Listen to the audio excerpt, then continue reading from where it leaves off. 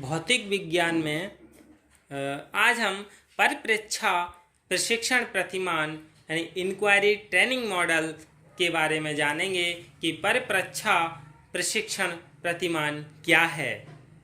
इस प्रतिमान के मुख्य प्रवर्तक रिचर्ड सचमैन हैं। सचमैन का मुख्य बल पुष्ट आधार वाले ज्ञान के लिए शिक्षण न होकर उस तरीके या साधन के शिक्षण से है जिसके द्वारा प्रत्यय निर्माण यानी कॉन्सेप्ट का निर्माण करना, घटनाओं की व्याख्याओं हेतु सिद्धांतों का निरूपण या तथ्यों की पुष्टि करने में सहायता मिलती है।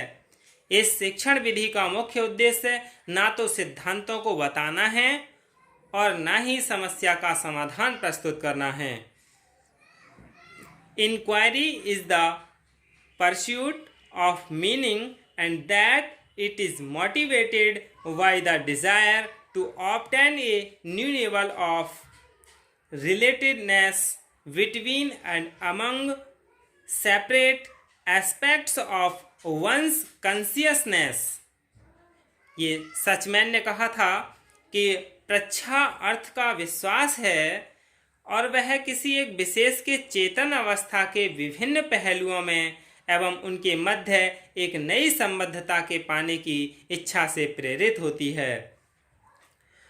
परिप्रेक्षा शिक्षण प्रतिमान के मुख्य तत्व हैं यानी की elements of inquiry teaching model.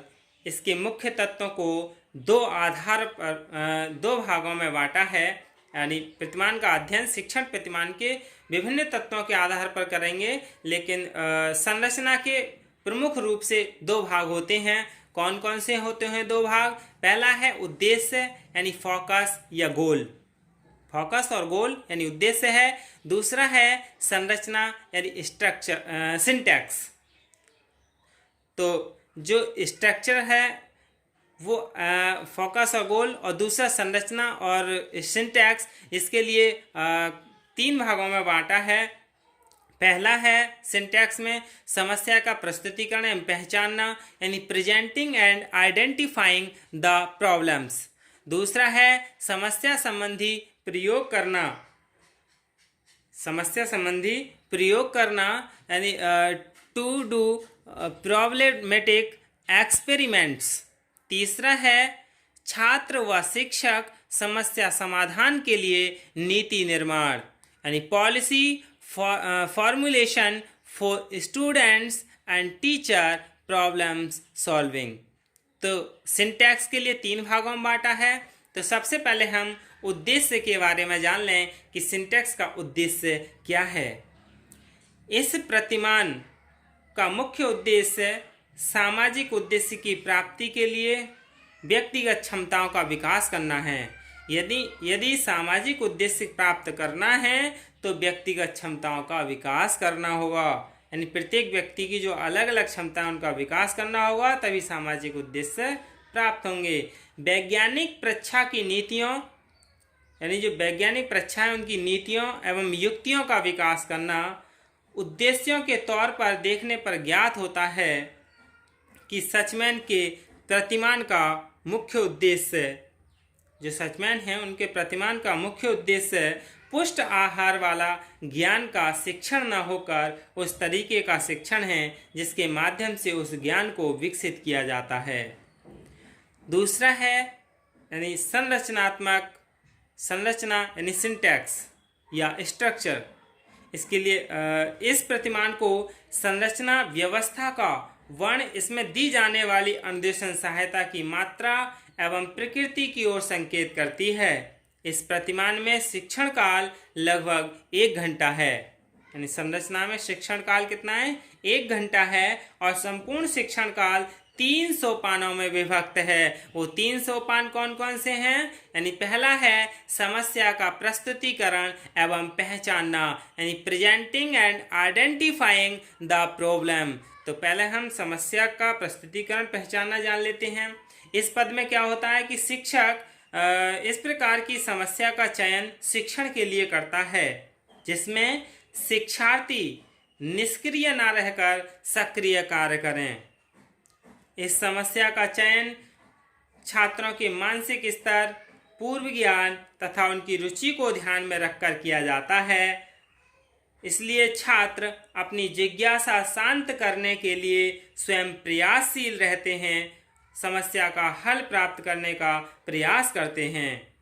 दूसरा है समस्या संबंधी प्रयोग करना, यानी टू डू प्रॉब्लमेटिक एक्सपेरिमेंट्स।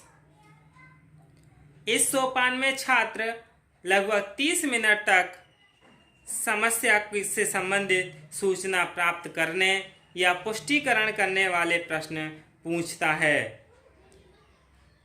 तथा शिक्षक उसका उत्तर केवल हाँ या नहीं में देने तक ही सीमित नहीं रहता है तथा कुछ प्रश्नों को जिसके माध्यम से समस्या के समाधान की संभावना होती है मना भी कर सकता है।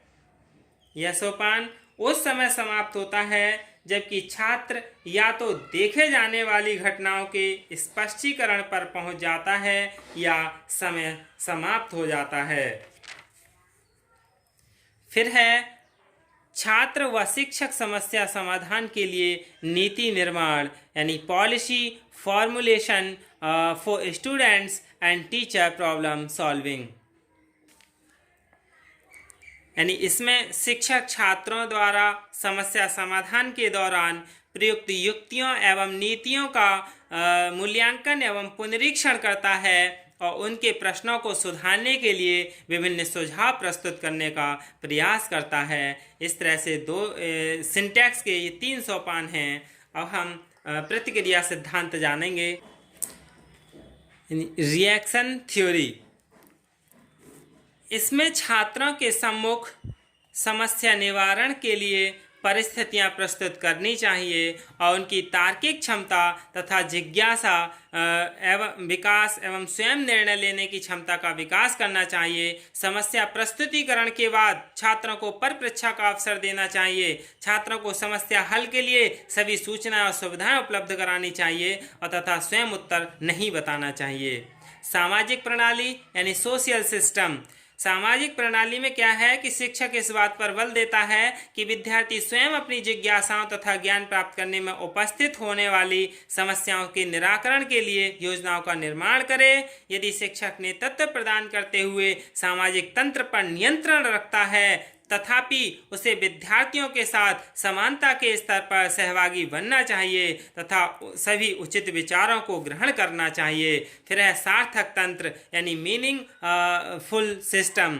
प्रस्तावित विषय वस्तु के विभिन्न प्रकरणों एवं इकाई का विश्लेषण कर परिप्रेक्षा प्रतिमान के उपयोग के लिए उपयुक्त शिक्षण इकाइयों का चयन करना चाहिए तथा शिक्षण प्रतिमान प्रक्रिया के अनुरूप सभी तैयारी तथा समस्या को किस प्रकार प्रस्तुत किया जाए प्रदत्तों का संकलन, परिमाण निकालने और